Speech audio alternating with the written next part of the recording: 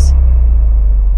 The Indian stock market witnessed a significant correction last week, with the Sensex plummeting 1092 points, or 1.44%, to close at 74,775.74, while the Nifty 50 fell 359 points, or 1.50%, to settle at 23,547.75.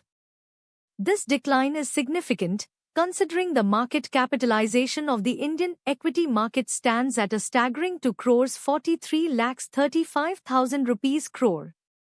The weakening rupee against the US dollar, which has depreciated by 0.45% in the last week alone, is a major concern for the economy. In India, 54 lakh rupees crore in recent days.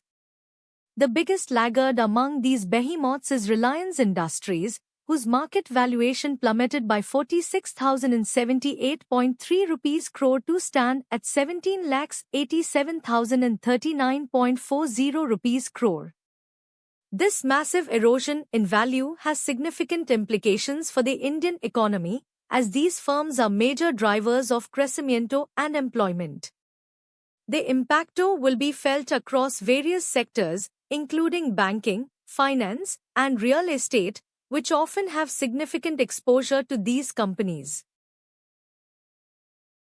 Across the Indian economy, after a month-long lull, India's primary market is set to witness a revival with two main board IPOs, CMA Green Technologies and Hexagon Nutrition, opening this week. The combined issue size of these two offerings stands at nearly 770 crore rupees, seeking to raise funds from the equity markets. This development assumes significance in the current volatile market scenario, where investors are keenly monitoring subscription trends for cues on primary market sentiment. The IPOs will be closely watched by market participants, including institutional investors and retail punters, who will be gauging the appetite of the market for new issues.